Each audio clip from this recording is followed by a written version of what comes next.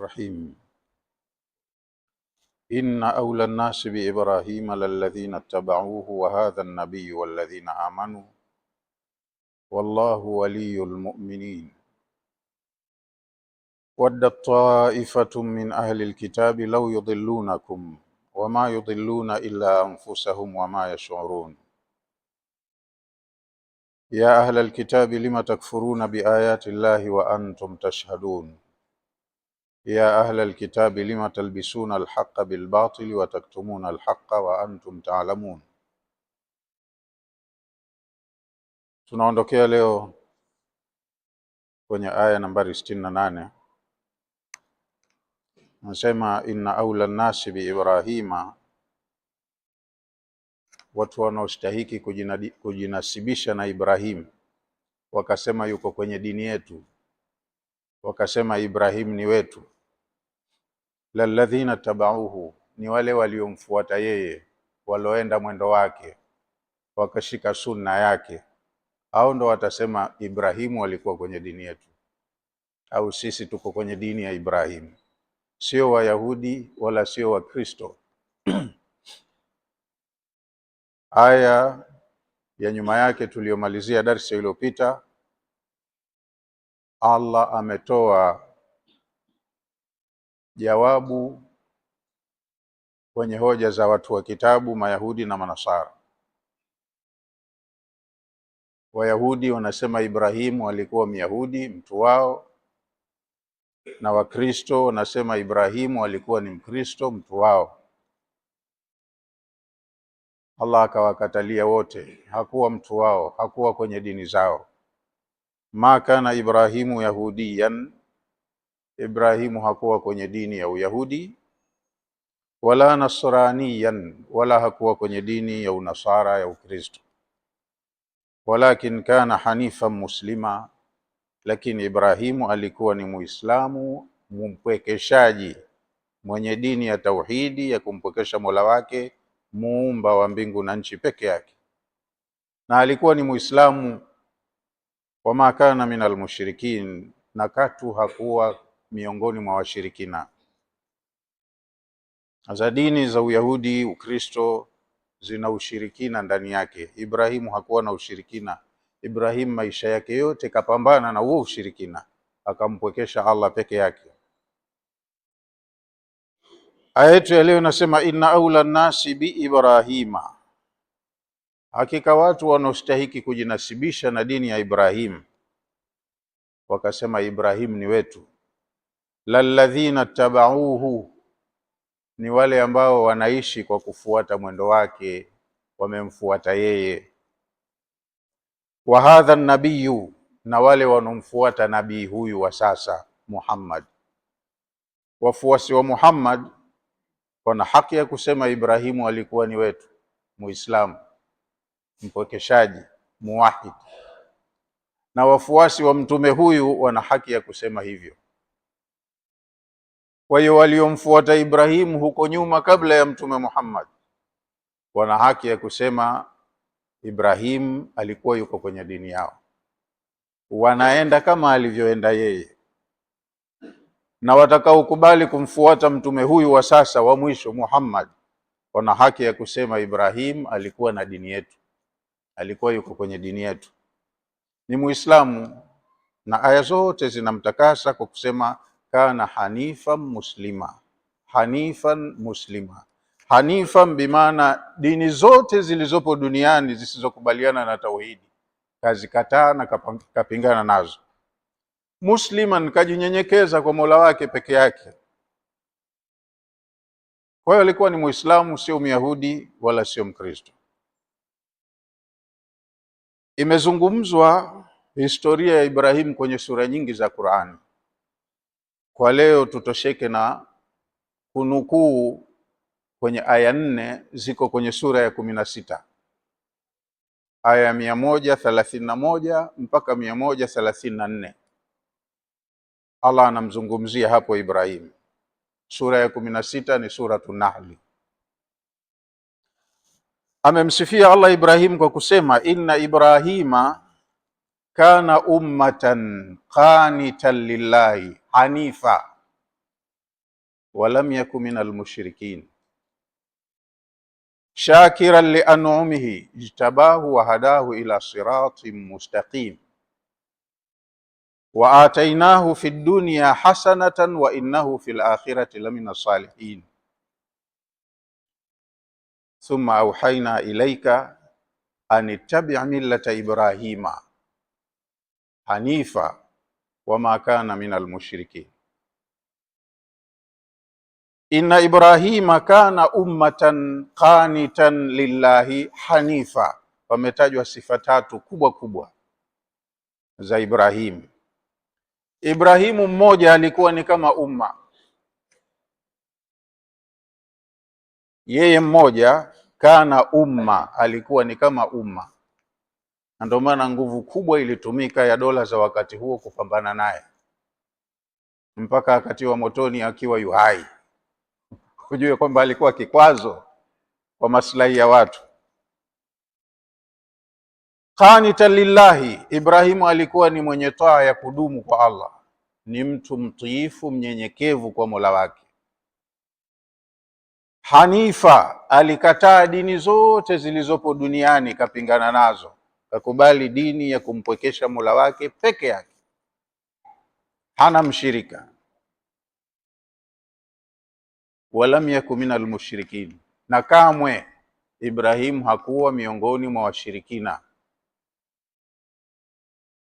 Watu wengi hawaridhiki, hata hao wanaosema ni Waislamu, wanaosema wamemwamini Allah na siku ya mwisho, hawaridhiki na imani peke yake, lazima washirikishe. Na Qur'ani inathibitisha hilo kwenye sura ya 12 suratu Yusuf mwisho. Allah anasema wama yu'minu aktharuhum billahi illa wahum mushrikun. Hawa wanaosema wanaamini, wengi wa waumini hawamuamini Allah ipasavyo, ila lazima waingize shirki tu japo kidogo. Tauhidi peke yake inawashinda. Kwa hiyo ndani ya hao wanaosema tunamuamini Allah na siku ya mwisho, muna matatizo ya ushirikina pia. Wachache ndo wanaokuwa na hizi sifa zilizotajwa hapa. Qanitan lillahi hanifa, ni mwenye taa ya kudumu kwa Allah.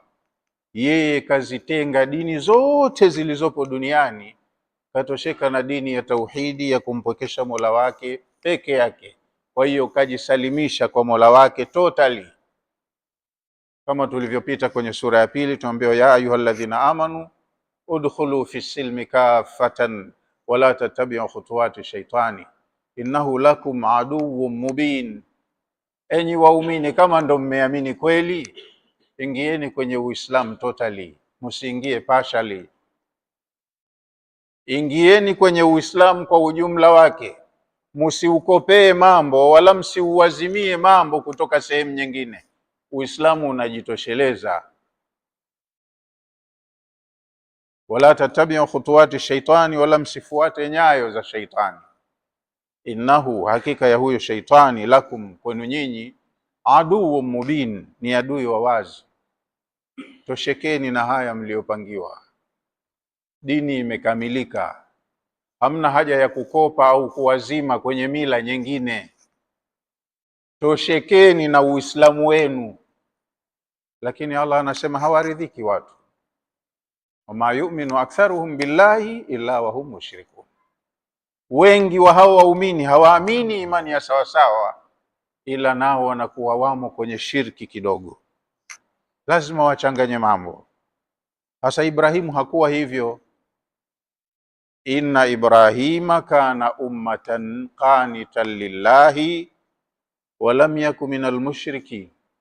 Ibrahimu alikuwa ni umma, fikra yake ni pana, ya kuwaelekeza watu kwenye haki na kuwatoa kwenye batil, kuwaelekeza watu kwenye njia ya ridhaa ya Allah na kuwatoa watu kwenye machukizo ya Allah. Alikuwa hivyo. Qanitan lillahi, ana taa ya kudumu kwa Mola wake, alikuwa ni mtu mtiifu. Walam yakun minal mushrikin, na katu hakuwa Ibrahim miongoni mwa washirikina.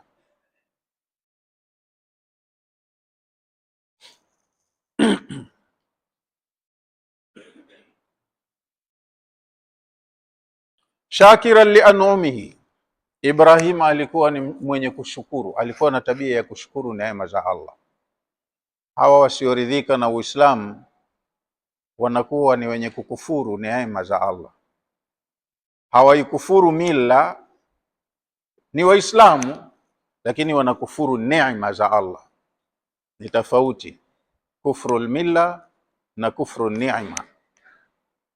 Ibrahimu hakuzikufuru neema za Mola wake, kashukuru neema zote za Mola wake kwa maneno na vitendo.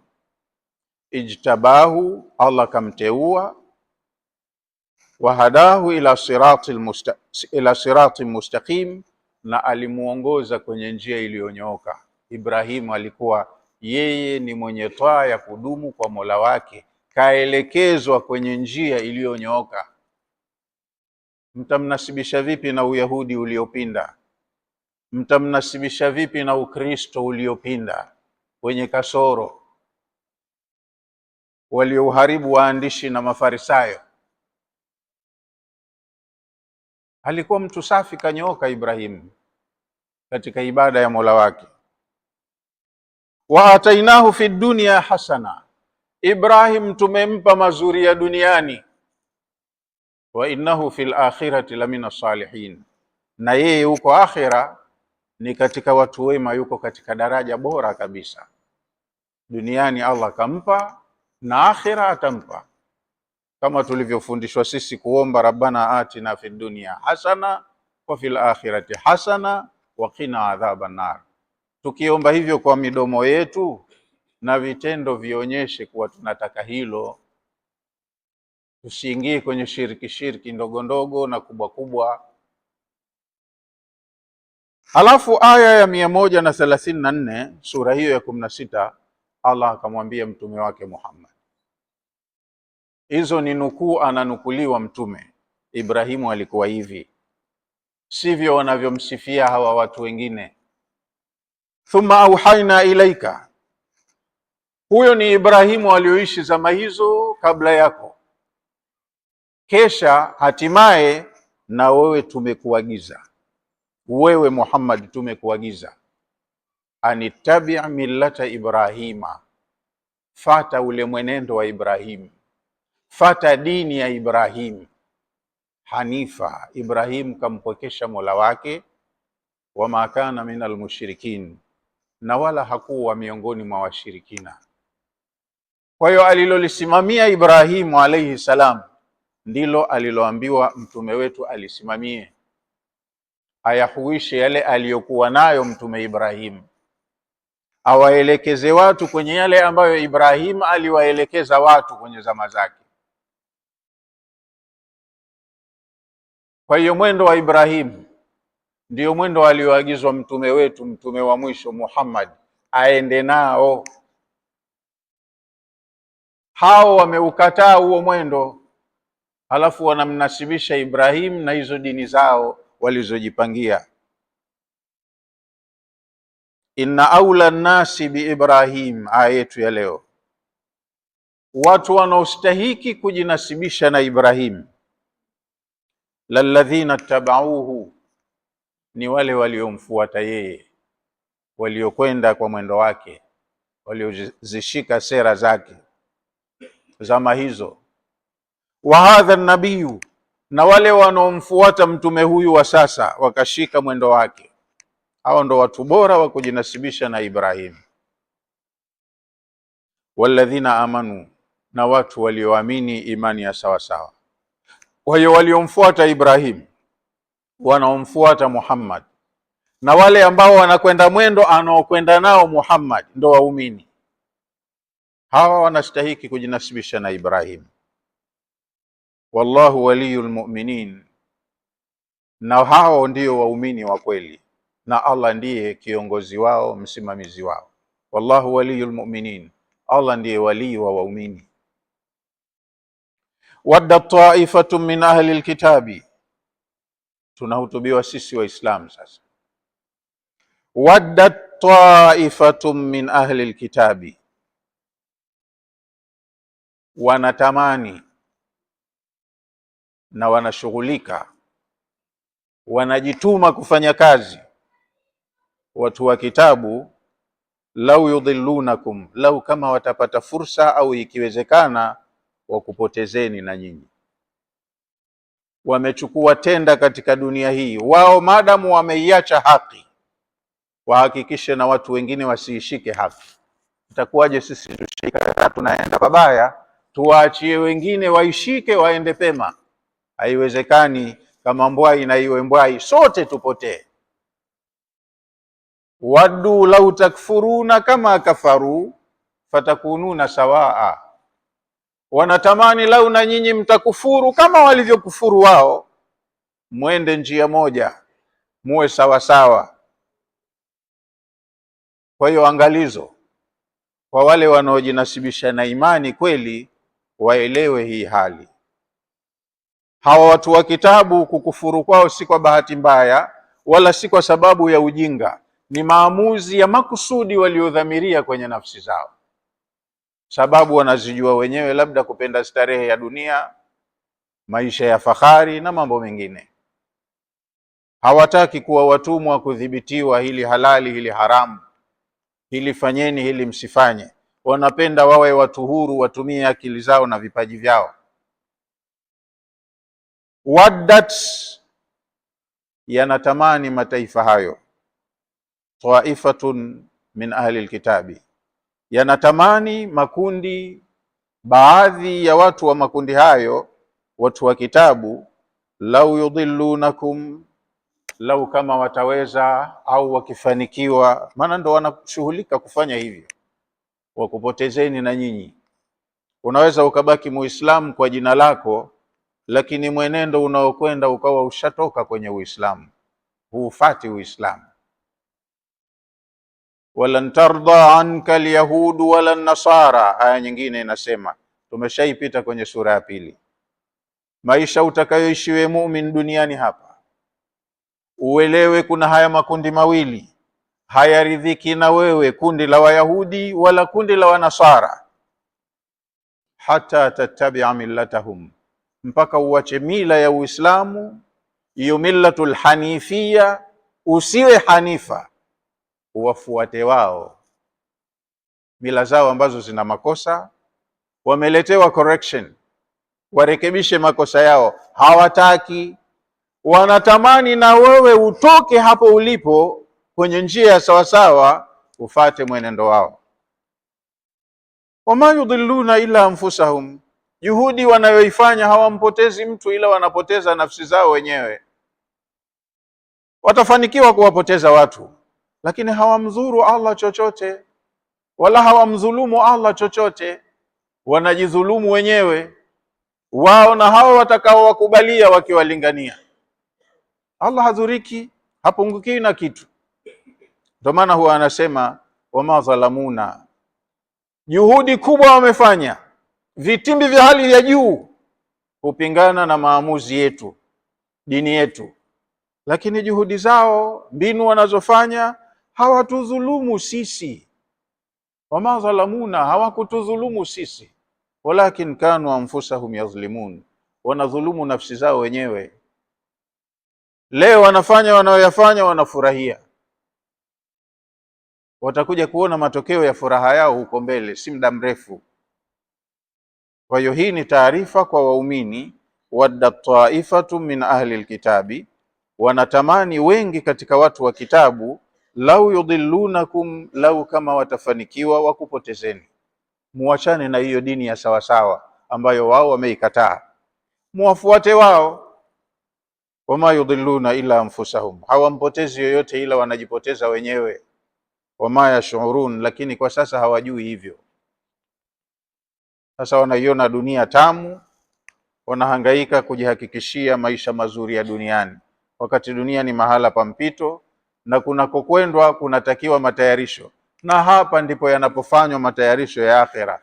Wao hawafanyi matayarisho ya akhera, wanaona duniani wamefika, wanufaike na dunia kabisa. Na mtafsiri ya hizo aya,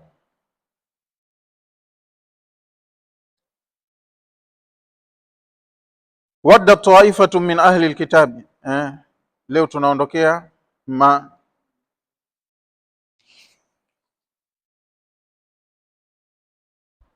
ndio wadda taifatu min ahli alkitabi inna awla nnasi biibrahim, inna awla nnasi biibrahim, hakika watu wanaostahiki kujinasibisha na dini ya Ibrahim, lalladhina tabauhu, ni wale waliokwenda mwendo wake, waliomfuata. Ahaqu nnasi bilintisabi ila Ibrahima, watu wenye haki ya kujinasibisha na dini ya Ibrahim.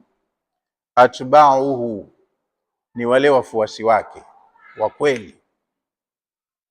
Alladhina salaku tariqahu, wale waliopita njia yake, waliokwenda kama alivyokwenda yeye. Wa minhajahu, wakafuata minhaji yake. Fi asrihi, katika zama zake. Wa baadahu, hata baada ya yeye kuondoka duniani, wako watu walifahamu dawa yake na waliishi kwa kuyafanyia kazi mafunzo yake. Wale ndo wana haki ya kujinasibisha na Ibrahim, wakasema Ibrahim ni kiongozi wetu, ni mtume wetu. Wa hadha nabiyu, na wenye haki ya kujinasibisha na Ibrahim ni wale wafuasi wa mtume huyu wa sasa, waliomfuata Ibrahim mwenyewe na wanaomfuata mtume huyu wa sasa. Hawa ndo wana haki ya kujinasibisha na Ibrahim. Imefahamika somo hilo? Haya. Ahaqu nasi bilintisabi ila Ibrahima, watu wenye haki ya kujinasibisha na Ibrahim. Atbauhu alladhina salaku tariqahu, ni wafuasi wake ambao waliifuata njia yake. Wa minhajahu, wakafata sera zake, minhaji yake. Fi asrihi, katika zama zake.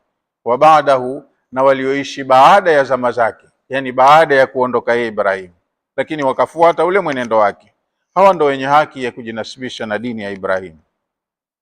Wa hadha nabiyu, na pia wenye haki ya kujinasibisha na Ibrahim ni wale ambao wamefuata njia, sera ya nabii huyu ambaye Muhammadun sallallahu alaihi wasallam, wamemfuata Muhammad sallallahu alaihi wasallam.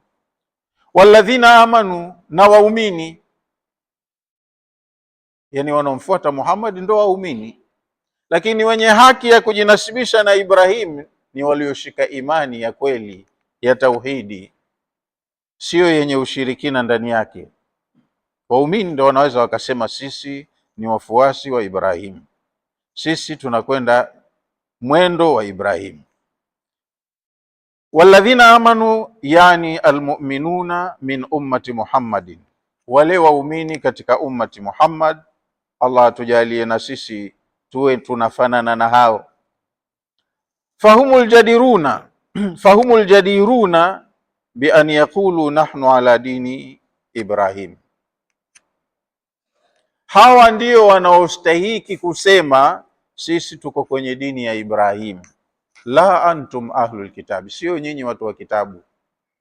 Ibrahim, ma kana Ibrahimu yahudiyan wala nasrania, Ibrahimu hamuwezi mkamuunganisha na dini ya Uyahudi, hafanani nayo, wala hamuwezi kumuunganisha na dini ya Ukristo, hafanani nayo. Wenye haki ya kusema wanafanana na dini ya Ibrahim ni wale waliomfuata mwenyewe alipokuwa yuhai, na waliomfuata baada ya kuondoka kwake, na watakaomfuata mtume huyu wa sasa, waumini. Hao ndo wana haki ya kusema tuko kwenye dini ya Ibrahim, kwa sababu huyu mtume wetu kausiwa afuate mila ya Ibrahim. Anachokifanya yeye ndicho alichokifanya Ibrahim. Wallahu waliyul mu'minin, na Allah ndiye walii wa waumini. Yani hafidhuhum wa nasiruhum, wali yani waliyul amri, mwenye kuyatawalia mambo ya watu. Hafidhuhum, ana wahifadhi. Wa nasiruhum, ana wanusuru. Kwa hiyo waumini wako under protection ya Allah subhanahu wa ta'ala. Walamma daa alyahud ba'd sahabati walamma daa alyahudu ba'd sahabati ila alyahudiyya, Mayahudi Madina, Maka walikuwa wanafanya dawa na wao kuwalingania masahaba wafuasi wa mtume, kwambia huyo jamaa si mtume kweli, mpotoshaji. Kama mnataka uongofu njoni kwenye dini yetu. Tumepita pia katika suratul Baqara, wanasema haokoki wala hasalimiki mtu ila awe kwenye Uyahudi au Ukristo. Waqalu kunu hudan au nasara tahtadu, kama mnahitaji hidaya, uongofu wa kweli, huweni Mayahudi au Wakristo. Sio kwamba ukenda upande mmoja katika huo utakuwa washakubaliana, wao wenyewe hawakubaliani. Lakini Mayahudi wanawalingania watu kuwaambia, kama mnataka uongofu, acheni dini yenu, kuweni Wayahudi, kuweni na mila ya Uyahudi. Na Wakristo wanafanya kazi hiyo hiyo, wanawalingania Waislamu kuambia huko hamna kitu, acheni Uislamu, njoni kwenye Ukristo, mpokeeni Bwana, mtaokoka. Mechi. Kwa hiyo Wayahudi waliwalingania masahaba wa mtume, wakamchafua mtume sallallahu alaihi wasallam, na wakataka kuwaaminisha wafuasi wa mtume kwamba walichokishika si kitu sahihi. Kama wanataka kitu sahihi, uongofu wa kweli, washikamane na Uyahudi. Uyahudi ndo dini. Wao Wayahudi ndio wateule wa Allah hapa duniani. Hakuna mwingine atakayepata nafasi bora kama hayuko kwenye mila yao au dini yao. Kwa hiyo walamma daa alyahudu ba'd sahabati ila alyahudiyya, Mayahudi walipowalingania baadhi ya masahaba wa mtume ili waingie kwenye mila yao na dini yao ya Uyahudi, nazala qauluhu ta'ala, ndipo ilipoteremka kauli yake Allah subhanahu wa ta'ala kuwaambia hao waumini. Maana kuna watu wataalamu wa kusema, werevu wa kujenga hoja, ukawa mpumbavu huko kwenye dini bila ya elimu, hoja huna, watakuchukua. Watu wataalamu kwenye mambo yao. Kwa hiyo ili kuzuia, kuweka kinga wale ambao tayari Allah keshawaonyesha mwanga kwenye Uislamu wasije wakaondoka, akawapa angalizo. Ikashuka aya, wadda taifatun min ahli alkitabi, huweni na tahadhari nyinyi Waislamu. Waddat, wanatamani. Mawadda ni mapenzi ya hali ya juu. Kwa hiyo wanapenda, wanadhamira nyoyoni mwao, taifatun min ahli alkitabi, kundi kubwa la watu wa kitabu, watu wa pande zote mbili, Mayahudi na Wakristo, wanatamani tena wanafanya juhudi ya kutosha, lau yudhillunakum, lau ikimkinika au ikiwezekana wakupotezeni. Si kwa sababu kuna faida itapatikana, ni ile hasada min indi anfusihim, hasadi tu. Sisi tulikuwa tuko huko kwenye haki, lakini tumeiharibu, au wameiharibu wazazi wetu. Haki imekuja, lakini huyu aliyeletewa alokuja nayo hatumkubali, tumemkataa. Sasa tuwaachie watu hivi hivi waende kwenye haki, waende peponi, sie twende motoni, watengenekewe, sie tuharibikiwe? Haiwezekani. Kwa hiyo wana kampeni ya kuhakikisha sisi tumeukataa ukweli kwa sababu zetu, lakini hatuko tayari kuwaachia hawa watu wa ukubali ukweli. Kama kupotea, tutapotea nao pamoja. Ndivyo alivyofanya Ibilisi, kalaaniwa kwa kutoa heshima kwa Adam. Jeuri yake akasema, araaitaka hadha alladhi karramta alayya, anamwambia Allah subhanahu wa ta'ala, ndo umeona umenitendea haki kumtukuza huyu mgeni kaumbwa juzi, ati ni mimi nimpe heshima badala yake kunipa heshima. Araaitaka, Ibilisi anamwambia Allah, unaona maamuzi yako uliofanya haya, hadha alladhi karramta alayya, kunidhalilisha mimi kwa sababu ya huyu uliyempa heshima juu yangu mimi, nitakuthibitishia huyu hana heshima mbele yangu. La in akhartani ila yaumi alqiyama, kama utanipa muda mpaka siku ya kiyama tu hapo. Yani lugha inachekesha. Ukiniakhirisha nikabaki kuwa hai hapa duniani mpaka siku ya kiyama, la ahtanikanna dhurriyatahu, nitawapoteza kizazi chake chote, ila qalila, labda wachache utakaowagadi mwenyewe, utakaowalinda mwenyewe, au watanshinda. Lakini hawa uliowafanya bora kuliko mimi, nitakuthibitishia hawa si bora, nitawapelekesha, nitawapoteza. Tenda ya Iblisi ukachukua. Na hawa jamaa ndo labda ndo wafuasi wake, wanakwenda mwendo ule ule. Haki tulipewa, tumeichezea, tumeikataa. Imeletwa, lakini aliyepewa hatukubaliani naye, tunamkataa. Sasa sisi tunaikataa haki, lakini hatuko tayari kuwaona na wengine wanaichukua hii haki, tutawapoteza. Sasa waliyul mu'minin, Allah subhanahu wa ta'ala anaongea na nyoyo za viumbe wake, wale walionyooka, waliokubali, walioamini kwa hiari yao na ridhaa zao. Wakiona wawasikilize hawa sawa, wakiona wamsikilize Iblisi sawa, wako huru, kwa sababu wako kwenye mtihani, na kwenye mtihani mtu haambiwi jawabu. Hii ni taarifa tu, angalizo tu. Hawa ndugu zenu kiubinadamu ni binadamu kama nyinyi, lakini wamearidhiwa haki, wameikataa kwa makusudi, na hawako tayari kuwaona na nyinyi mnaishika hiyo haki. Iacheni nyote muende mahala pamoja.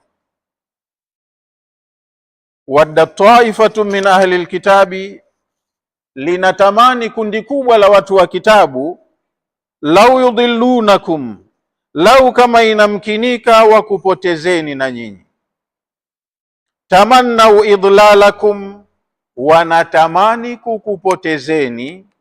Birrujui ila dinihim, ili mtoke kwenye Uislamu murudi kwenye dini zao. Hasadan wa baghya, ni kwa sababu ya hasadi tu.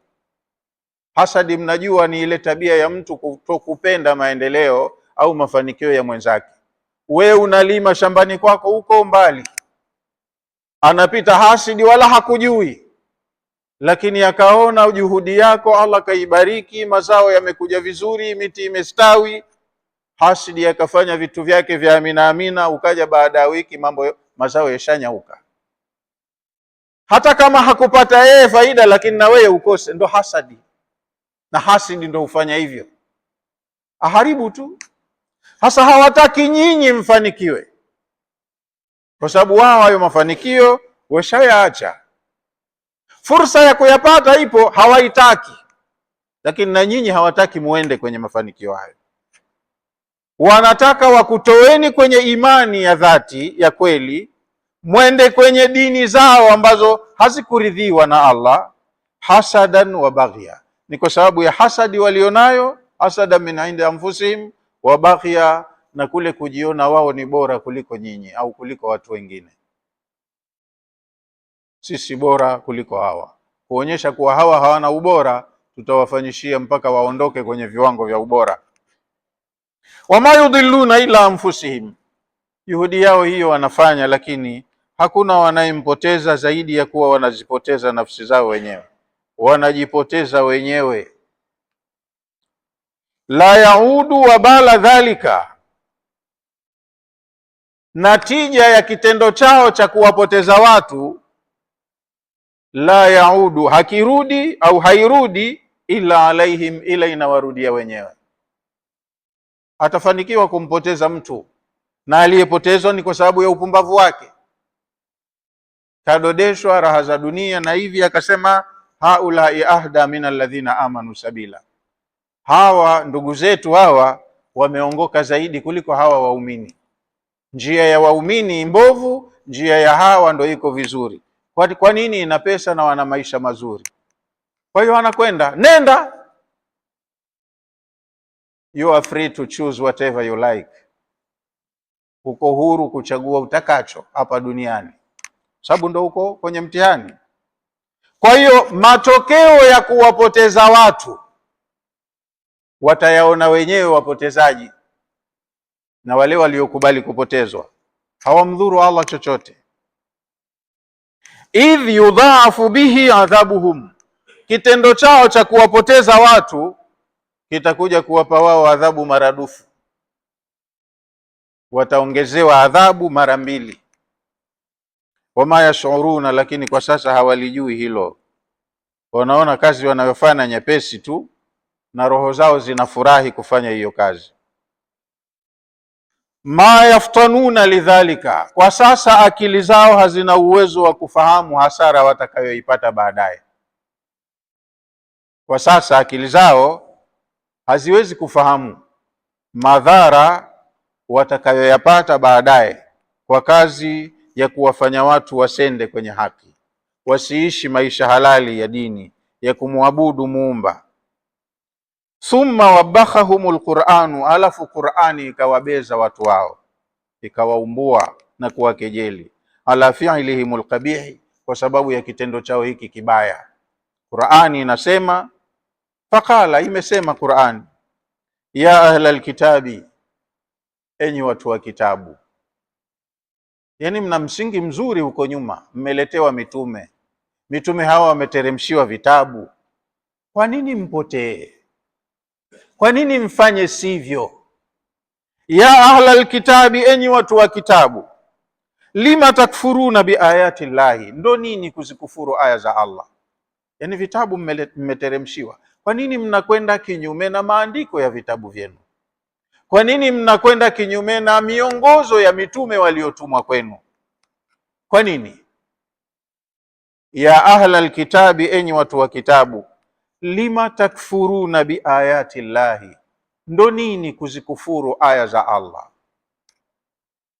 Yani maana yake, lima takfuruna alquran almunazzali ala Muhammadin sallallahu alayhi wasallam, inakuwaje munaikufuru Qur'ani aliyoteremshiwa Muhammad sallallahu alayhi wasallam, wakati Muhammad anakubaliana na kilichokuja kwenu?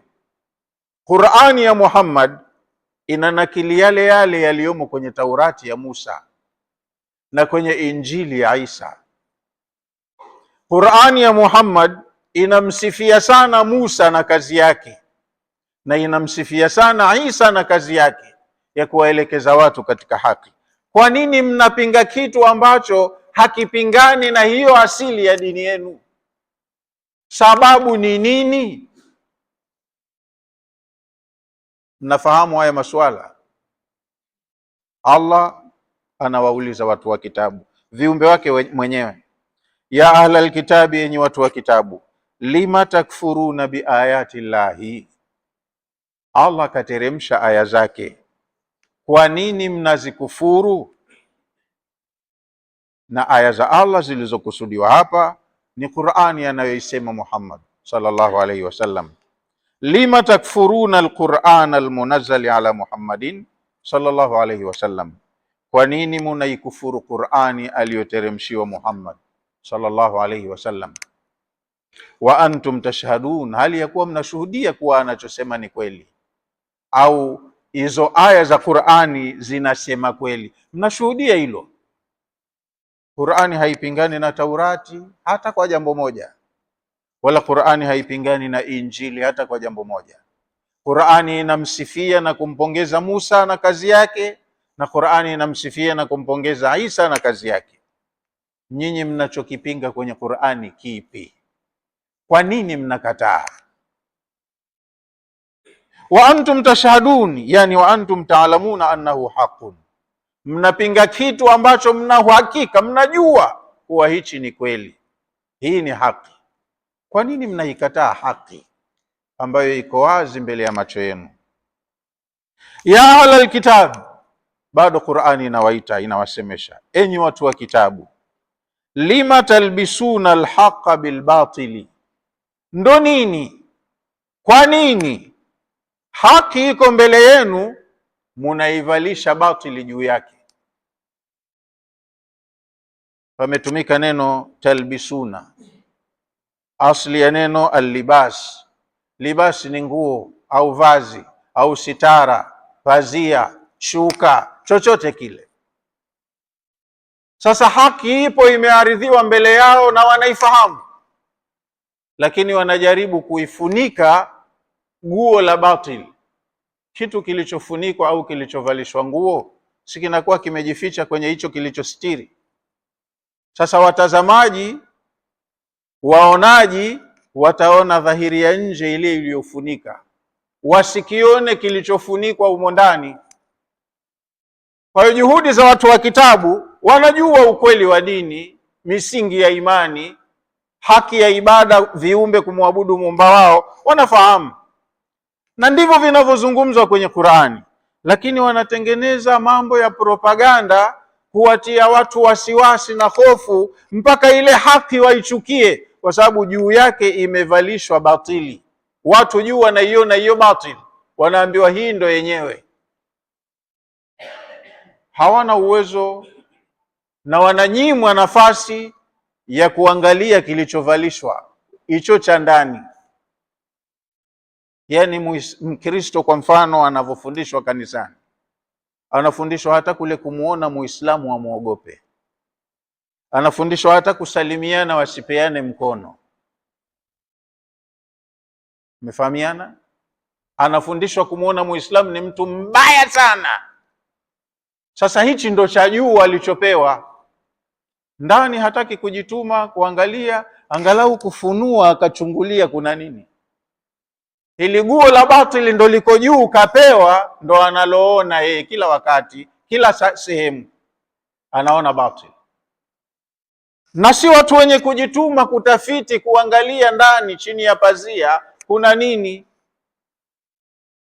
Kwa hiyo kuna watu wanafanya hiyo kazi, waliowapata wanawalinda wasije wakatoka, na wanafanya juhudi hao walioko huko ambao hawajawapata wawatoe, wawaingize huko.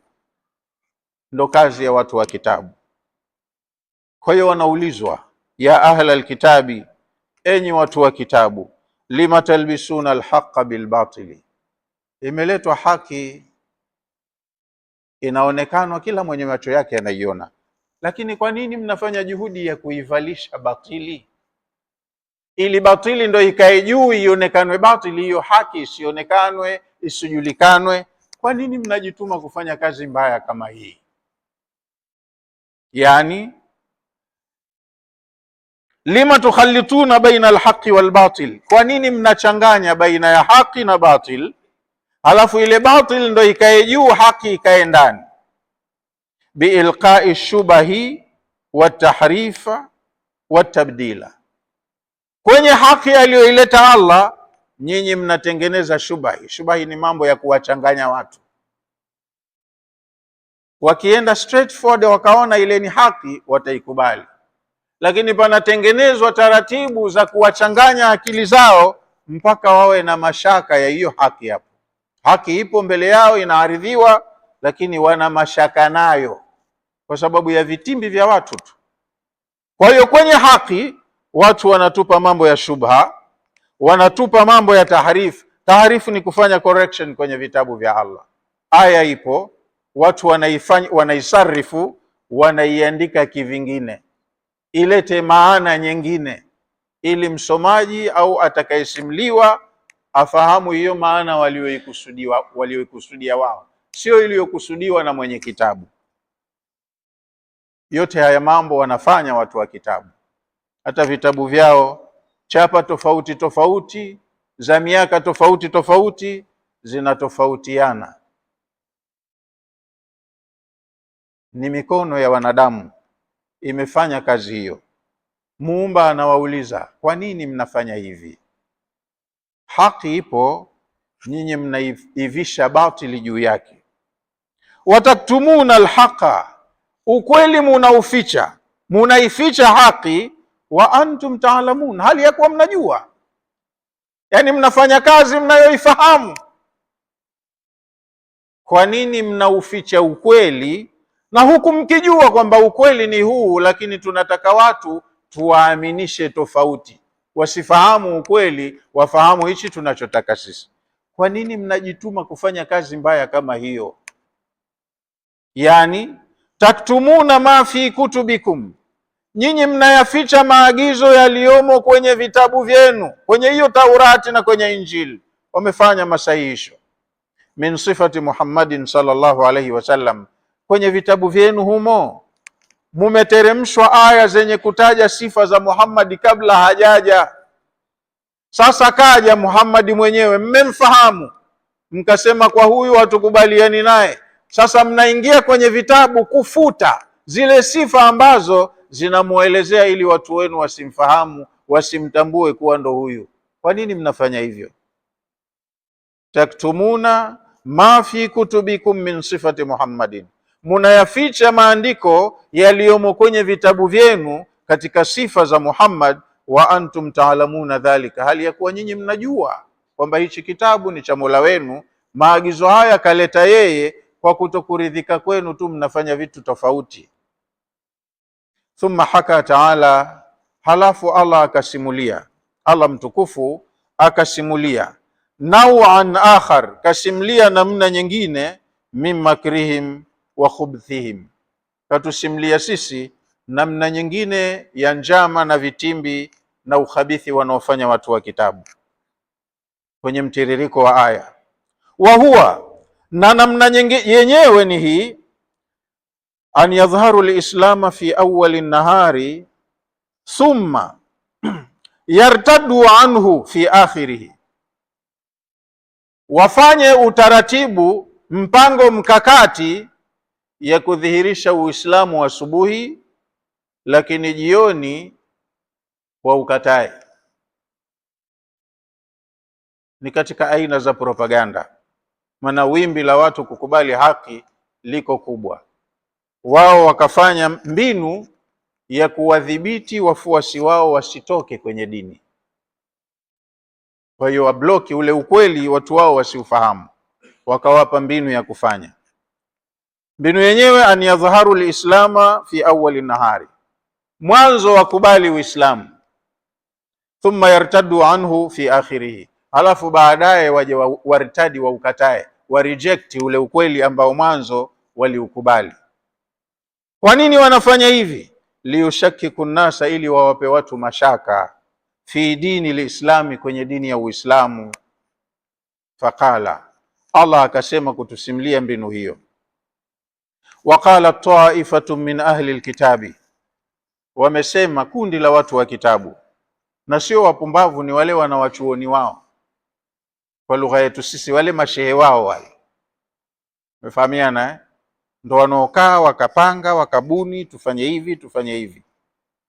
Waqala taifatu min ahli lkitabi, wamesema kundi la watu wa kitabu, aminu billadhi unzila ala alladhina amanu wajha nahari, yani kwenye nyumba zao za ibada huko mahekaluni wanasomeshwa waumini wa Kiyahudi, waambia kwa sasa tuna mpango huu, tunataka mufanyie kazi. Aminu billadhi unzila ala alladhina amanu wajha nahari, jidaini, yani wanatakiwa wa pretend, wasiamini moja kwa moja, jidaini kuamini zile aya wanazoteremshiwa Waislamu mwanzo. Awalu nahari ni asubuhi, mwanzo wa siku. Mwisho wa siku zikataeni. Qala Ibn Kathir, Sheikh Ibn Kathir anasema kutupa sisi faida, wa hadhihi makidatun araduha, hii ni njama au kitimbi wamefanya, walikusudia kwa kitimbi hichi, liyalbisu ala dhuafai minan nasi amra dinihim, walitaka wale watu dhaifu waliokuwa uwezo wao wa elimu ni mdogo wawachanganye. Yani mtume alipokuja, kwanza alipoanza tu kuhubiri kapingwa sana na watu wake mwenyewe Makureishi, lakini kadiri alivyofanya juhudi, wenye akili walikuwa wanamfahamu. Wakada tofauti waliokuwa wako madarakani kama kina Umar ibn al-Khattabi, waliokuwa na uwezo mzuri wa kifedha kama kina Abubakari, waliokuwa ni majamadari wazuri katika mapigano, walimkubali walipoona ukweli. Akili ikishakuwa salama hupelekeshwi na mtu. Lakini walikuwa wengi wanaingia kwenye dini watu dhaifu, wanyonge, elimu hawana, kama wanavyosifiwa watu wa Maka, ummiyun, elimu hawana. Sasa ukimkuta mtu mjinga kashika jambo, elimu hana, akakutana na mwenye elimu yake, japo elimu ya batili mbovu, hatampelekesha tu, hatamchanganya. Unajua kuna mtu karitadishwa hapa Tanzania, ni Muislamu wa kuzaliwa, lakini karitadishwa akaingia kwenye Ukristo kwa sababu tu ya mijadala hii ya dini tofauti. Hakutana na mjanja msomi, watu wa dibeti, wanajua kujenga hoja, akaambia we Muislamu. Ndiyo Muislamu. Una hoja gani ya kuthibitisha kwamba Uislamu ni dini ya haki? Sina. Hana hoja ya kuthibitisha kwamba Uislamu ni dini ya haki, lakini yeye Muislamu. Sasa we unamfuata nani? Mimi nafuata maagizo ya Allah. Nikikupa agizo la Allah we utalitekeleza? Ndiyo, nitalitekeleza. Unaahidi? Naahidi. Sasa agizo la Allah amesema fawailu lilmusallina. We unajua kusoma Kiswahili? Najua. Akapewa msahafu Abdallah Saleh Farsi. Hii ni aya ya Qur'ani, aya nzima hiyo. Unaikubali hii aya? Huikubali? Aya naikubali. Soma tafsiri yake, asema adhabu kali ni kwa wenye kuswali. Mbona kwa wewe, kwa nini wewe unaswali? Wewe ushaambiwa adhabu kali kwa wenye kuswali, alafu wewe unaswali swali. Mungu wako hataki uswali. Akaona kweli, lakini hii aya imetimia, fawailu lilmusallina, ikawa ndo sababu ya kurtadi. Kumbe ninafanya makosa, hili jambo limekatazwa, mimi ndo nafanya. Kwa hiyo kuna watu wapumbavu kama hao, hana uwezo wa kudhibiti kusimama kwenye watu wenye vipawa vya kufanya mijadala, kujenga hoja. Kwa hiyo walikuwemo Waislamu ambao wao ni watu wa kufuata mkumbo, wakisikia mjadala wapi kumeshabikiwa zaidi, na wao wanakwenda kwenye wengi. Bila shaka hawa ndo walioshinda. Sasa wakabuni mbinu hii Mayahudi. Sikilizeni nyinyi, hawa Waislamu wanasikiliza kila kinachosemwa na Muhammad, lakini wanajua kwamba dini ni dini yetu, ndio dini kongwe. Sisi ndo watu wenye dini zamani, tumepewa mitume na tumepewa vitabu. Waarabu wote wanajua hivyo. Sisi tunataka tuwachanganye, huyu siye mtume, ndiye kaahidiwa kuja mtume, lakini huyu siye, huyu jamaa mjanja tu, mtume mwenyewe hajaja, atakuja, lakini huyu siye. Sasa nyinyi ikisomwa aya mpya, jidaini kuikubali asubuhi. Wao wakisomewa wataikubali na nyinyi ikubalini, lakini jioni tangazeni kuikataa. Mseme tulikuwa hatujazingatia vizuri, kumbe sio kweli. Kile kitu hakikubaliani na maandiko, iko tofauti. Wale waliokuwa wengi mbumbumbu mtakuwa mshawachanganya akili. Wasema lakini jambo likitiwa comment na hawa watu wa kitabu, hawa ni watu wenye dini zamani, siku nyingi wao wanao mtume, wanavyo vitabu, kwa bila shaka hawa wanasema kweli, watawapata wale watu. Hiyo ndo mbinu ilitumika pia maeneo ya Madina, watu wafanyiwe hivyo. Kwa hiyo kwenye nyumba za ibada za Wayahudi wanawafundisha watu wao mle, hebu tumieni mbinu hii ili muwatoe, muwape mashaka kwenye imani yao hawa Waislamu, waachane na hiyo dini. Lengo ni kumpunguzia wafuasi tu Mtume sallallahu alaihi wasallam na kumchafua kwa watu waonekane ni muongo, ni nabii wa uongo, si aliyetumwa, si aliyetabiriwa. Ndo wakaja na huu mpango. Allah nao akashusha aya kuwafahamisha kilichopo, Waislamu wachukue tahadhari. wa huwa, mpango huu wa Wayahudi, annahum tashawaru bainahum, walishauriana baina yao, wana vikao, wanakaa, wanazingatia wimbi la kukua kwa Uislamu na nguvu anayoipata Muhammad, ambaye wanapingana naye, ni adui yao, watamchallenge vipi? Kwa hiyo walikaa wakashauriana, walikaa kikao cha shura, an yadhharu al-imana awwalu nahari, maazimio ya mashauriano yao, waukubali Uislamu mwanzo wajidai kuukubali Uislamu, wa yusallu maa almuslimina, waingie misikitini wasali pamoja na Waislamu. Waislamu watashangilia, jamaa wameslimu, Allahu akbar, washaiona haki, umepata ndugu zetu wapya. Fa idha jaa akhiru nahari, mwisho wa siku ukija, irtaddu, waritadi, wachomoke, watoke msikitini. Kitendo kile kitawapa maswali mengi watu ya kujiuliza, mbona walikuja halafu wametoka? Mwisho wa siku wartadi, warudi ila dinihim, kwenye dini yao. Liyaqula aljahalata minan nasi, watakapofanya hivyo patapatikana wale watu wajinga kusema, wale wasio na elimu watasema, innama raddahum ila dinihim itla'uhum ala naqisatin, hawa jamaa wamerudi kwenye dini yao kwa sababu walipokuja huku wameona mapungufu, wameona mambo sio sawa.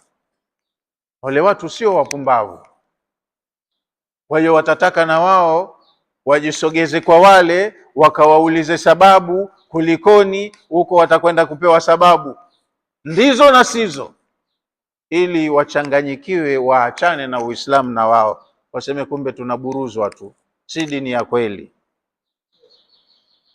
ni mambo ya propaganda. Watakapofanya kitendo hicho, wenyewe walivyojadili wakafikia maamuzi hayo, wakasema tukiingia asubuhi, jioni tukitoka, mwanzo wa siku tukikubali dini yao, mwisho wa siku tukaachana na dini yao, liyakula aljahalata minan nasi, tukifanya kitendo hicho watasema watu wajinga, innama raddahum ila dinihim itla'uhum ala naqisatin wa aibin fi dini lislam, si chinginecho kilichowarejesha wale kwenye dini yao ni kwamba walipoingia huku wameona mapungufu na makosa na aibu kwenye Uislamu. Kwa hiyo makosa, aibu walizoona ndizo zilizowakimbiza wakarudi kwenye dini yao. Kwa hiyo na wao watapata mashaka, watadadisi, watauliza, watawafata marafiki zao, watakuwa na muda mzuri wa kuwapa hoja za batil, wawakufurishe. Mmefahamu huo mpango wao? Waqala taifatu min ahli alkitabi, wamesema kundi kubwa la watu wa kitabu kuwaambia wafuasi wao, na kundi hili ni la wasomi, nimesema viongozi wao wanakaa wakafikiri wakapanga, halafu wanaifanyia kazi mipango yao. Wanawaambia waumini, wafuasi wao, aminu billadhi unzila ala alladhina amanu, hebu jidaini kuamini na nyinyi wanachoteremshiwa waumini, wafuasi wa Muhammad, wajha nahari, mwanzo wa siku, mwanzo ingieni, wapeni support, onyesheni mnakubaliana nao, wakfuru akhirahu, lakini baadaye mje mulikufuru lile mlilolikubali mwanzo, mtoke. Hawa wajinga watachanganyikiwa, lazima watakuja kutaka kujua sababu, utawapata. Yani wakfuru bilislami akhira nahari, mwanzo wa mchana kubalini Uislamu, mwisho wa mchana ukataeni Uislamu. Yani jidaini kuingia, alafu baadaye mtoke. Si lazima iwe siku hiyo hiyo kwamba leo umeingia asubuhi jioni utoke, lakini ni kama vile tunavyozoea kusema kwenye Kiswahili, mwisho wa siku, mwisho wa siku, lakini si mwisho wa siku, hatimaye. Yani ingieni alafu mtoke. Mtawachanganya hawa jamaa, watataka kujua sababu, Wakitaka kujua sababu tunazo sisi, tutawatosheleza, tutawakinaisha kwa hoja. Wataachana na Uislamu, wakitaka watakuja kwetu, hawataki wataukataa, warudi kwenye dini zao za zamani za kuabudu masanamu. La'allahum yarji'un, labda mkiwafanyia hivyo watarudi, watoke kwenye Uislamu. La'allahum yashukuna fi dinihim, mkiwafanyia mbinu hii watakuwa na mashaka kwenye dini yao, wataitilia shaka, hata na wao watakuwa hawatoiamini vizuri. Farji'una anhu, wataikataa. Nasema dini yenyewe bwana, basi mimi nitabaki na dini ya wazee. Wazee wangu walikuwa sio wapumbavu. Atakwenda kwa Lata wake, kwa Uza, kwa Manata, kwa nani, roho imemtulia, haingii kwenye pahala kunako mivutano mjadala na hivi. Atatafuta pahala atakapofanya jambo habughudhiwi na mtu. Mnaona mipango hiyo, mikakati inavyofanya. Wakawaambia tena wanawachuoni wafuasi wao, wala tu'minu illa liman tabi'a dinakum. Ndio ile maana yake nikasema jidaini, sio msilimu kweli kweli. Jidaini, mmesilimu mwanzo, muingie kwenye misikiti yao, mujaze, muongeze idadi, safu ziongezeke, alafu mkate pande mtoke. Lakini mkifanya hivyo, chungeni imani yenu hiyo, msije mkaondoka hapa mkenda kule mmeikubali imani yao. Wala tu'minu, viongozi wao wanawaambia wafuasi wao, wala msiamini illa liman tabi'a dinakum, mumwamini mtu ambaye yuko kwenye dini yenu tu. Sisi nakutumeni hapa kwa lengo maalum, sio mkasilimu kweli huko.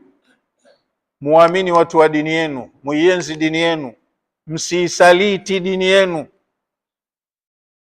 Wala tu'minu illa liman tabi'a dinakum, msimuamini mtu yoyote ila muamini mtu wa dini yenu tu. Kwa hiyo hapo wanajifagilia viongozi wa dini, waaminiwe wao, wasikilizwe wao. Hiyo kwenda huko wanatumwa tu kazi wafanye kwa lengo maalum, wasije wakabadilika.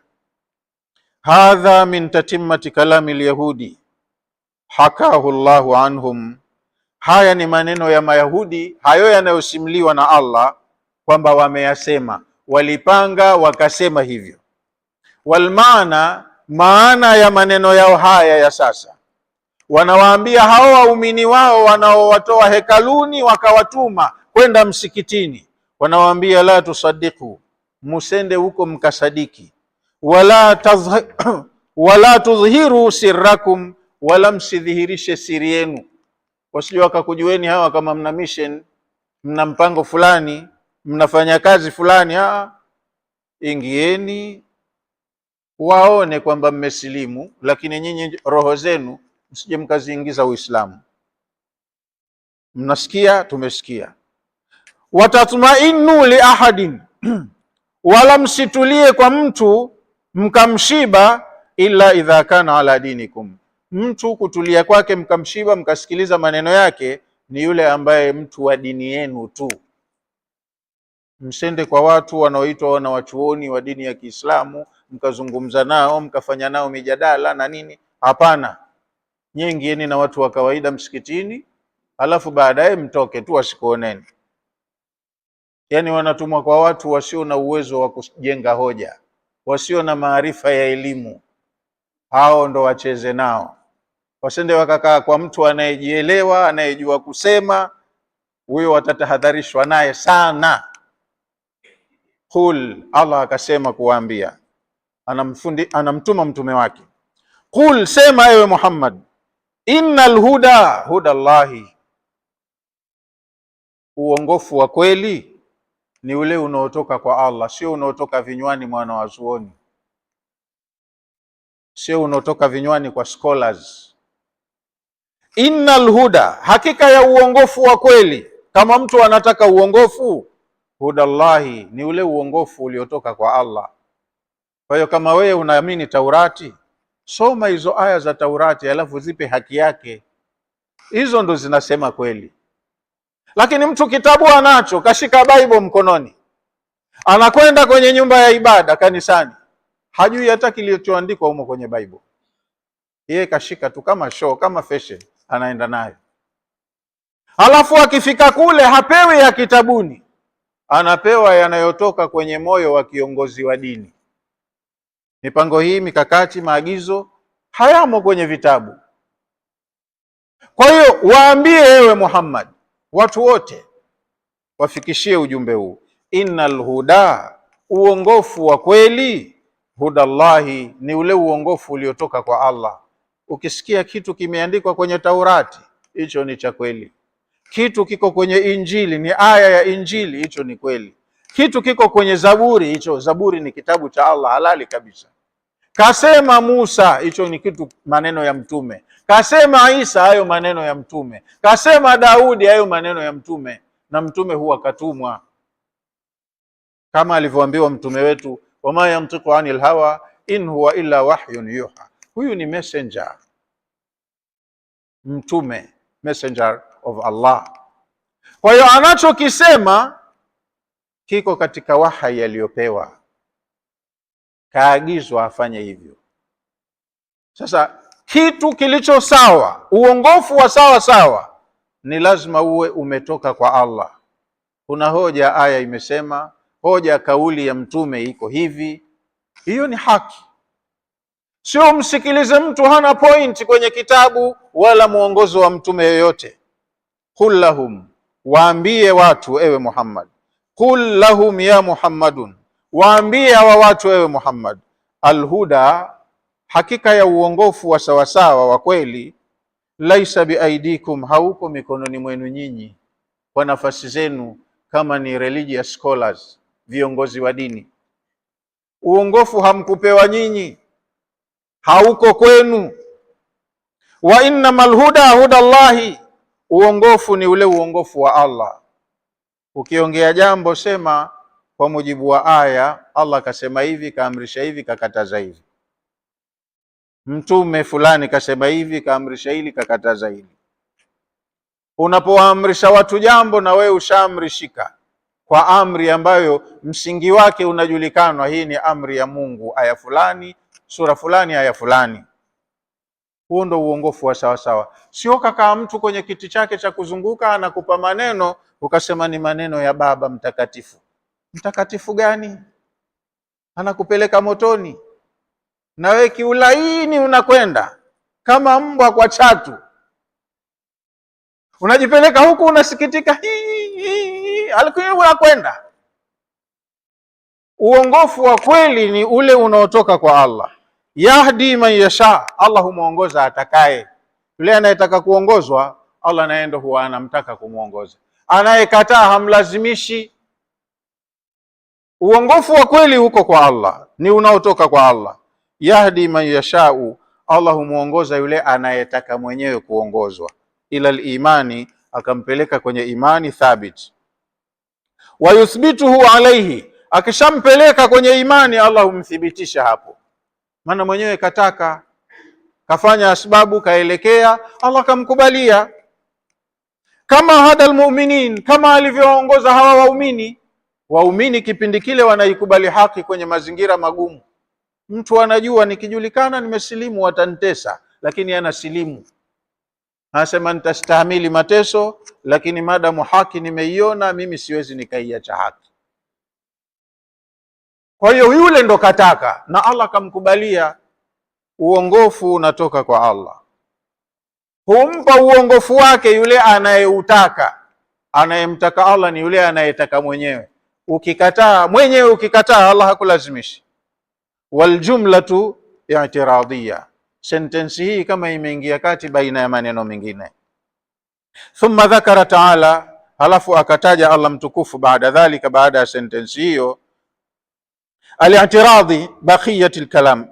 Baada dhalika al-i'tiradhi, baada hiyo jumla au sentensi iliyoingilia kati maneno, Allah akatimiliza maneno ya Wayahudi mengine, maneno mengine walioyasema Wayahudi. Akasema an yu'ta ahadun mithla ma utitum. Chuki yote hii ni kwa sababu Allah kampa mja wake kitu ambacho alikupeni na nyinyi. Yaani utume kwa muda mrefu si ulikuwa unakuja kwa Banu Israeli? Vitabu vingi si vimeshushwa kwa Banu Israeli?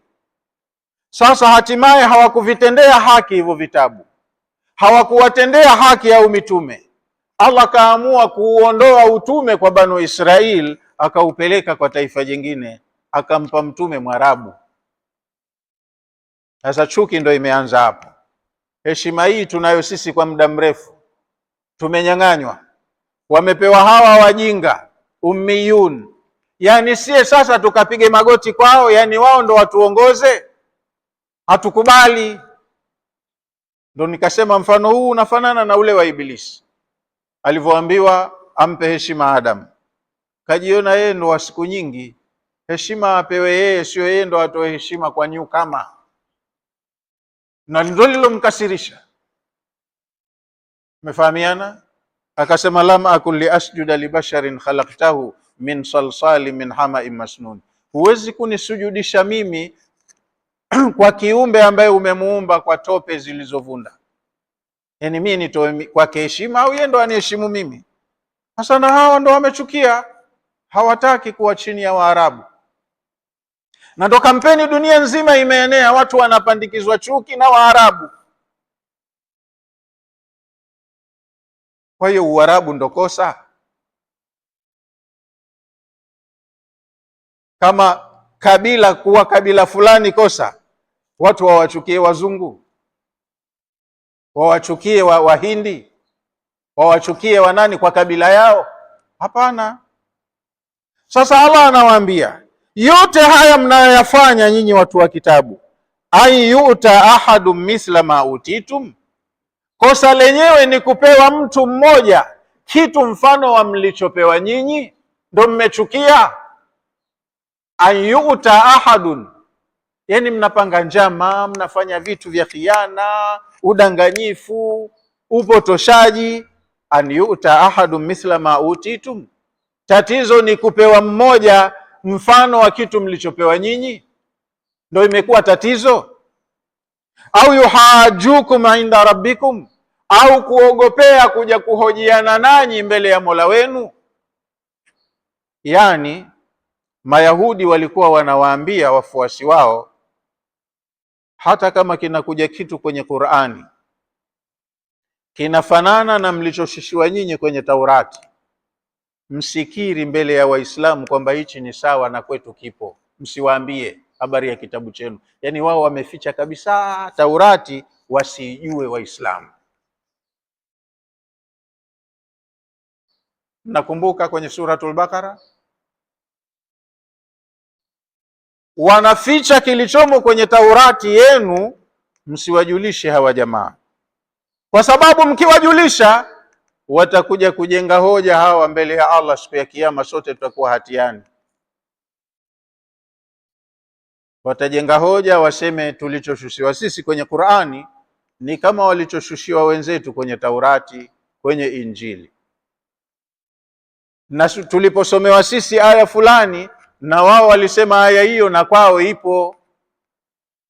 Wakasema atuhadithunahum bima fataha Allahu alaikum liyuhajukum bihi inda rabbikum, nyinyi mnakwenda kufanya majadiliano na Waislamu, mnawafungulia nyinyi vilivyomo kitabuni mwenu mlicholetewa na Mola wenu, muwape hoja ya kwenda kutoa siku ya Kiyama mbele ya Mola wenu. Afala taaqilun, hamna akili. Kwa hiyo wao wakubwa wa dini yao wametengeneza mazingira ya kwamba wafuasi wao wanayo sababu. Sisi tulimpinga Muhammad kwa sababu hatukuelewa kama ndio yule uliyemwahidi, tulimuona huyu muongo tu kwa sababu mjinga, hajui kusoma wala kuandika, na wakati kwenye vitabu vyao na sifa hizo kasifiwa, lakini zimefutwa wao wasizione. Halafu na kilichomo kinachokubaliana na Qur'ani wanaambiwa wasiwafundishe Waislamu kwamba hichi mlichopewa na kwenye Taurati kiko hivi hivi, kwenye Injili kiko hivi hivi, ili wasipate hoja. Tupambane nao hivi hivi kuwapa mushkeli kwamba kitu chenu sicho, batili, sio haki. Msiwape vitu wakaweza kufanya ulinganishi kwamba hichi Qur'ani imesema, Taurati imesema na Injili imesema. Sasa ndo Allah anawauliza swala, yote haya mnafanya, an yu'ta ahadun mithla ma utitum, kwa sababu kuna mtu mmoja akapewa kitu mfano wa mlichopewa nyinyi, ndo mnafanya hasadi? Au yuhajukum inda rabbikum, au ndo mnakwepa asije akapata hoja ya kuhojiana nanyi mbele ya Mola wenu? Yani huu ujanja ndo mnafikiri utakusaidieni? Yani yakulu lyahudu ba'dhum li ba'dhin, Mayahudi wanaambizana wenyewe kwa wenyewe, baadhi yao wanawaambia wengine, wakubwa wanawaambia wafuasi wao, la tusaddiqu illa liman tabi'a dinakum, msimsadiki mtu yoyote kwenye maneno anayosema, ila msadikini mtu aliye kwenye dini yenu tu. Msadikini na muamini Yahudi mwenzenu, sende kumwamini mtu kwenye maneno anayoyasema, hata mkiyaona matamu, yamenyooka, yanakubaliana na kitabu chenu, maadamu anayo maneno hayo mtu mwingine msimkubali. Wadhharu fi man idda'a nubuwata wanzuru fi man idda'a nubuwata, muangalieni huyu jamaa aliyedai utume kuwa kapewa utume. Muangalieni huyu jamaa aliyedai kapewa utume. Fa in kana muttabi'an lidinikum, akiwa anafuata dini yenu, mambo yake kama yenu, fasaddiquhu, msadikini, huyo atakuwa mtume kweli. Wa illa, kama hayuko sawa na nyinyi, fakadhibuhu, mkadhibisheni, mkataeni. Sasa mtume kaja kaambiwa ayadhihirishe yale walioyaficha watu wa kitabu, ayarekebishe yale walioyaharibu wazee wa watu wa kitabu, wana wa Israeli. Lazima watakuja kukuta tofauti. Kwa hiyo waumini wanafundishwa ujanja. Huyo anayedai yeye ni mtume, muangalieni, mpimeni kwenye mambo haya, kama anavyofanya kwenye dini uniformly na mnavyofanya nyinyi, mkubalini mtume kweli. Mkikuta anafanya tofauti, mkataeni, si mtume. Na hawa ni wajinga. Wa minhum ummiyuna la ya'lamuna alkitaba illa amaniya wa inhum illa yadhunnun. Kwenye watu wa kitabu wako watu wasiokuwa na elimu kwenye dini yao, wana imani hiyo waliolishwa kwenye nyumba za ibada, wanasikiliza na wanaendeshwa sana na maneno ya viongozi wao. Hoja kwenye kitabu cha mwongozo hawana, wanafuata matumaini wanayopewa na wakubwa wao. Kwa hiyo matumaini yenyewe ndo kama haya. Kama anadai yeye ni mtume, mpimeni kwa kipimo hichi, kipimo chenyewe feki. Anapofanya mambo yake ya kiibada kama mnavyofanya nyinyi, mkubalini. Sasa nyinyi mshaharibu, atafanyaje mambo ya uharibifu? Mkimkuta anafanya tofauti, mkataeni. Watu ndio washapewa muongozo hapo. Kwa hiyo wakija wakikuta tofauti, wanasema sie maneno na maagizo, ufundi waliopewa si halali, si kwa hoja, ni amri tu na miongozo ya wakubwa. Mtazameni, mpimeni huyu anayedai utume. Unzuru fi man idda'a nubuwata, muangalieni vizuri huyu anayedai unabii. Fa in kana muttabi'an lidinikum, akiwa anafuatishia mienendo ya dini yenu, fasaddiquhu, msadikini. Wa illa, kama yuko tofauti, fakadhibuhu, mkadhibisheni. Wala tuqirru wala taarifu li ahadin bin nubuwati, wala msikubali wala msimtambue yoyote kuwa ni mtume, illa idha kana ala dinikum, labda awe ni mtu kwenye dini yenu. Na ndio maana wanazuka manabii kila siku na wanakubaliwa kwenye dini yenu. Akija mtu akisema yeye nabii, mpeni support, muungeni mkono, ndugu yenu huyo.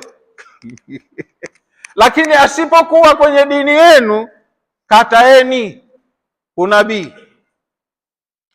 Khashyatan an yuta ahadun mithla ma utitum, kwa kuchelea asije akapewa mwingine yoyote kitu mfano wa mlichopewa nyinyi. Wa khashyatan an yuhajukum bihi inda rabbikum, na pia kwa kuchelea asije akajenga hoja mbele ya Mola wenu ikawatia nyinyi hatiani.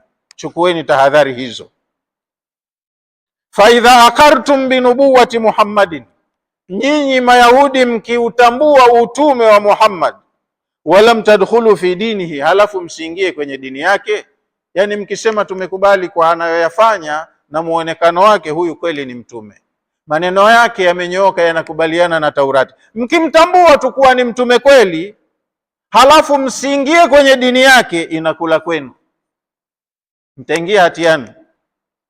Takunu lahu alhujjatu alaikum yawm alqiyama, mkifanya hivyo tunakukubali wewe ni mtume kweli wa Allah na unachosema ni sahihi, lakini hatukufuati. Hilo ni tatizo mbele ya Allah siku ya Kiyama. Kwa nini amekuja mtume wa kweli halafu mkampinga? Kumpinga mtume kosa.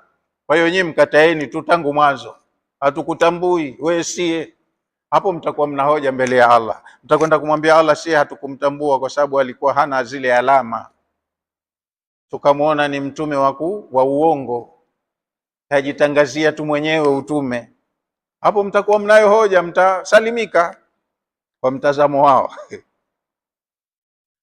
Wa gharaduhum, lengo la mafundisho haya kuwafundisha wafuasi wao, nafyu nubuwata an rasulillahi sallallahu alaihi wasallam, ni kuufuta ule utume kwa mtume Muhammad sallallahu alaihi wasallam, wawaaminishe watu wao kwamba huyu si katika mitume wa Allah.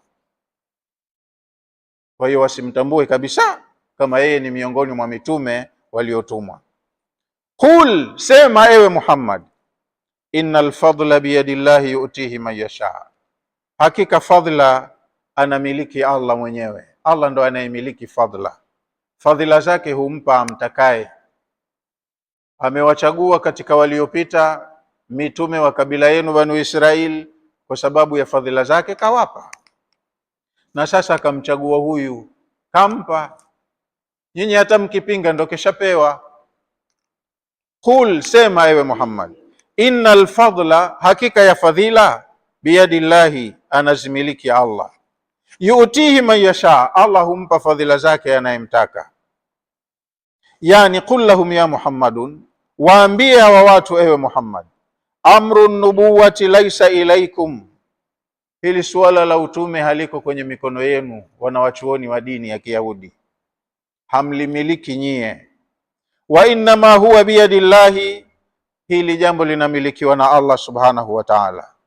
Walfadlu alkhairu kulli, na fadhila, walfadlu walkhairu kulli, na fadhila na khairi yote, biyadillahi, anayo Allah, kaimiliki Allah. Yu'tihi man yashau, Allah humpa fadhila zake anayemtaka. Wallahu wasi'un alim, na Allah ni mkunjufu, yani kamiliki kila kitu, halafu ni mwenye elimu, anajua kila kitu, anafanya mambo yake kwa taaluma. Kathirul atai, Allah anatoa sana kwa fadhila zake, humpa anachotaka mja wake anayemtaka. Wasiul inami, ni mwenye neema sana, anawaneemesha viumbe wake anavyotaka. Ya'lamu man huwa ahlul lahu, lakini anapofanya uteuzi wake Allah wa kutoa hizo fadhila, huwa anajua ni nani anastahiki neema hii kwa wakati huu. Ndio ikaja hiyo alim, dhul fadli alazim, alafu hapa imekuja wallahu wasi'un alim. Wasi'un bimaana anavyo sana, anamiliki kila kitu, ana ukunjufu wa kipato. Alim, halafu ana elimu, anajua anachokifanya.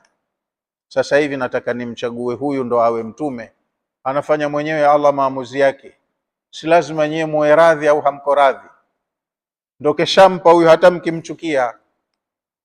Yakhtassu birahmatihi man yasha, Allah humpa specialization ya rehema zake anayemtaka. Huamua rehema zangu ninaziweka hapa, huyu mja wangu ninamrehemu. Yakhtassu birahmatihi man yasha, Allah humpa rehema zake anayemtaka. Wallahu dhul fadli alazim, na Allah ni mwenye fadhila kubwa. Yani yakhtassu bin nubuwati man yasha au man shaa, Allah humpa utume anayetaka yeye, sio lazima muridhike nyinyi, keshataka kampa huyu. Wallahu dhul fadli alazim, na Allah ni mwenye fadhila kubwa. Yani fadluhu wasi'un azimun, fadhila zake Allah ni pana na kubwa.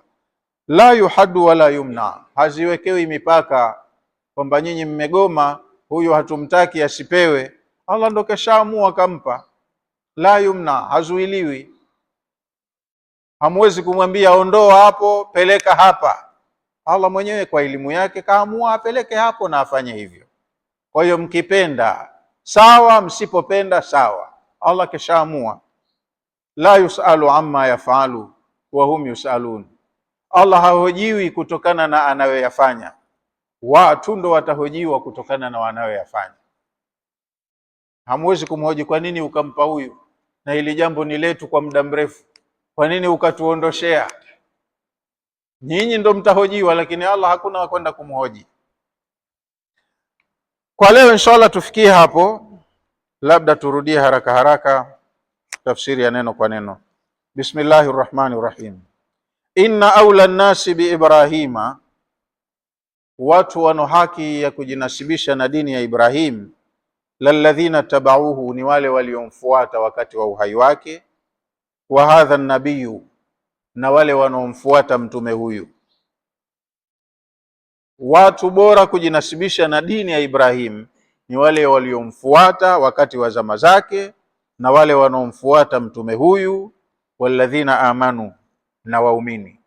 Au inna awla nnasi bi Ibrahim, watu bora kujinasibisha na dini ya Ibrahim, lalladhina tabauhu, ni wale waliomfuata Ibrahim wakati wake na hata baada ya kuondoka, kabla ya kuja mtume mwingine, wale wote walikuwa na dini ya Ibrahim.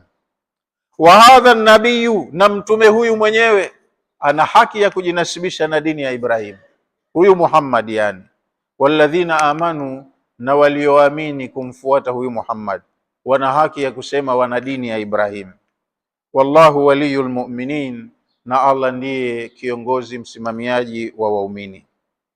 Wadda taifatu min ahli alkitabi, wanatamani walio wengi katika watu wa kitabu, lau yudhillunakum, lau ikiwezekana wakupotezeni, msiishi kwenye Uislamu na msife nao Uislamu. Wanatamani hivyo. Wama yudhilluna ila anfusahum, lakini hata wakifanya hivyo hawampotezi yoyote isipokuwa wanajipoteza wenyewe. Wama yashurun, lakini hawalijui kwa sasa hilo, wanajipoteza wenyewe. Ya ahla alkitabi, enyi watu wa kitabu, lima takfuruna biayati llahi, kwa nini mnazikufuru aya za Allah? Wa antum tashhadun, aliyekuwa mnajua kuwa ni aya halali, kwa nini mnazikataa, mnazipinga?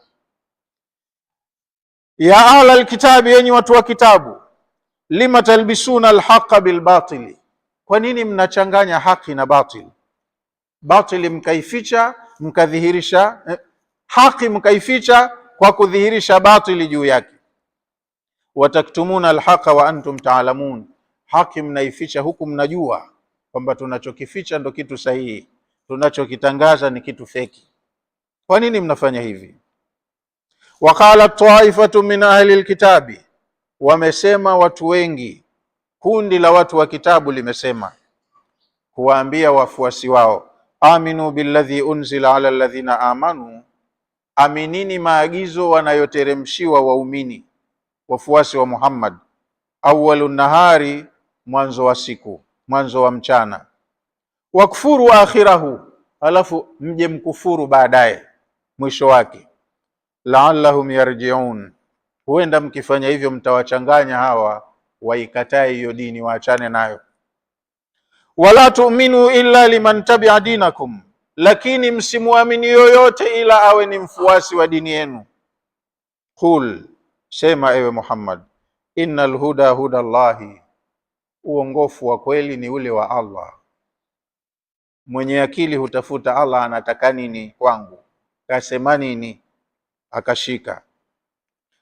Mnafanya njama zote hizi, an yu'ta ahadu mithla ma utitum, sababu ni kwamba kuna mtu kapewa kitu mfano wa mlichopewa nyinyi. Wivu, choyo, hasadi au nini hichi? Kapewa mmoja katika viumbe wa Allah kitu wa mfano wa mlichopewa nyinyi, kwa sababu Banu Israili wamepewa mitume wengi, wameletewa vitabu vingi. Sasa kuondoka heshima ya unabii kwao ikenda kwenye taifa jingine, ndo njama zote hizi, ndo kwa sababu hiyo. Au yuhajukum inda rabbikum, au mnatengeneza kitu cha kujikinga asije akajenga hoja huyu mbele ya Mola wenu, kwamba kaja akakufikishieni ujumbe mkaufahamu alafu mkampinga. Mnakwepa hoja msije mkaambiwa mmempinga mtume halali aliyetumwa na Mola wenu. Qul, sema ewe mtume uambie, innal fadla biyadillahi, fadhila anazimiliki Allah mwenyewe. Allah ndo anaimiliki fadla. Yutihi man yasha, humpa anayemtaka. Fadhila ya hapa ni ile heshima anayopewa mtu ya utukufu wa uongozi kwenye jamii, utume. Maamuzi ya nani awe mtume? Haya ya Allah. Hateui mtume kiumbe, japokuwa wako viumbe wanaojitangaza wenyewe kuwa mitume, lakini wanajitafutia laana tu kwa Allah. Mtume huletewa ujumbe kutoka mbinguni akapewa taarifa na akashushiwa majukumu ya kufanya kazi, sio akae tu mwenyewe nyumbani kwake ajitangaze mie mtume. Mtume wa nani? Kakutuma nani? Wallahu wasi'un alim, Allah ni mwenye ukunjufu wa kipato na anafanya maamuzi yake kwa ilmu, kwa ujuzi. Yakhtasu birahmatihi man yasha, rehema zake Allah humpa anayemtaka, utume humpa anayemtaka. Wallahu dhul fadli alazim, na Allah ni mwenye fadhila kubwa. Anatoa nafasi, anateua viongozi kwa maamuzi yake mwenyewe, hafundishwi na mtu. Na anapofanya maamuzi yake hatazami labda mtakera waja wangu fulani, watapinga, hawatofurahi. Wewe hata usipofurahi shauri yako, lakini Allah keshafanya maamuzi yake na hayo hayatofanyiwa tofauti. Ndio hivyo hivyo yalivyo. Wallahu a'lamu wa ala hadha alqadri yaqif. Wassalamu alaikum wa rahmatullahi wa barakatuh.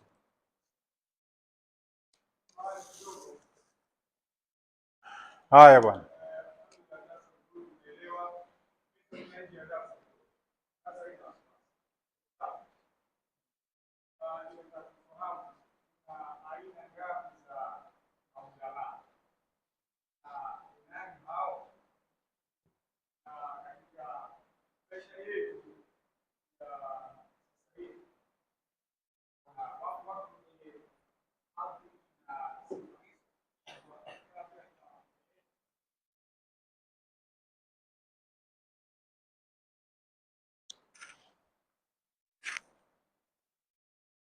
Suala tata umeniuliza, lakini kuna mwanawachuoni mmoja akasema wanawachuoni maulama wako wa aina tatu. Kasema kuna ulamaul milla, ulamaud daula na ulamaul umma. Aina tatu kataja.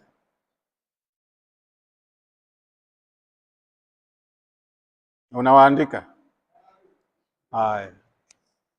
Ulamaul milla ni wanawachuoni wanaokwenda moja kwa moja kufundisha hiyo dini yenyewe.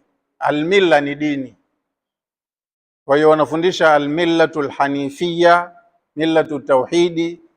Hawa ndo wanafanya vile anavyotaka Allah, la yakhafuna laumata laimi, yanawakuta ya kuwakuta, lakini hawaogopi lawama za mwenye kulaumu. Maana hata mitume hawakufanya hiyo kazi kwa raha, walikuwa na maadui, kwa sababu si kazi ambayo inaridhiwa na watu wote. Kwa hiyo kuna wanawachuoni kweli wanamuogopa Allah, wanaishi maisha ya ile imani yenyewe ya dini.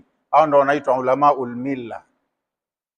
Akiamrisha jambo yeye kwanza keshaamrishika kwa hilo kwa ajili ya Allah, akikataza jambo yeye kakatazika hilo kwa ajili ya Allah, akihamasisha jambo ni kwamba Allah kahamasisha, akionya jambo ni kwamba Allah kaonya. Huyu kasimama kwenye njia iliyonyooka. Wako wanawachuoni hao, ingawa wanakuwa wachache.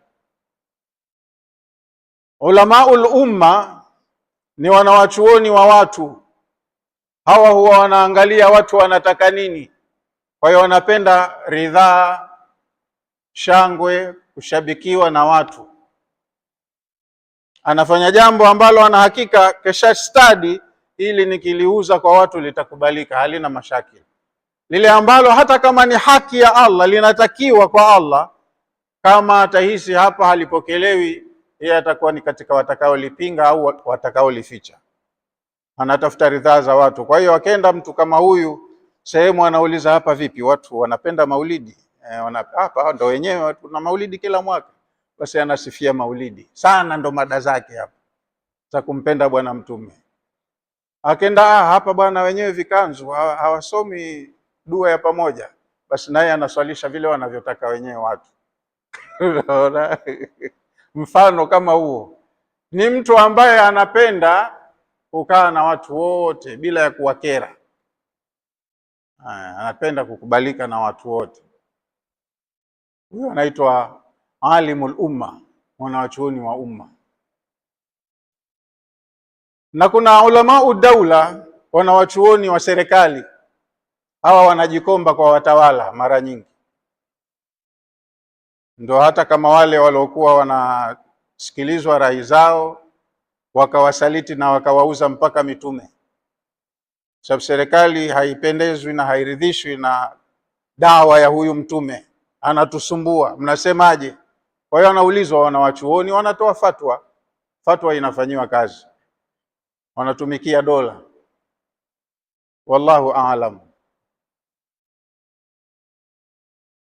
Haya,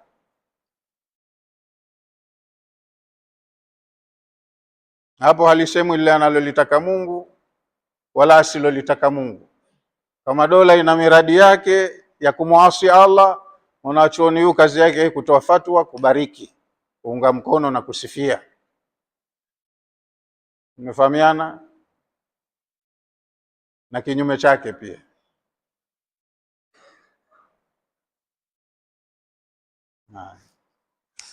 Bismillahir Rahmanir Rahim. Alhamdulillahi Rabbil Alamin, wa salatu wassalamu ala Rasulillahi sallallahu alayhi wasallam. Rabbana taqabbal minna innaka antas samiul alim, wa tub alayna innaka antat tawwabur rahim, waghfir lana warhamna innaka antal ghafurur rahim. Rabbana ati nufusana taqwaha wa zakkiha anta khairu man zakkaha anta waliyuha wa maulaha.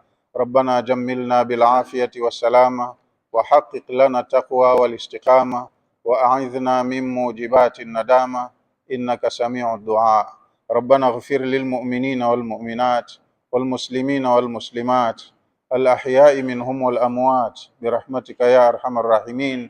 Wa sallallahu ala sayyidina Muhammadin wa ala alihi wa sahbihi wa sallam. Alhamdulillahi rabbil alamin.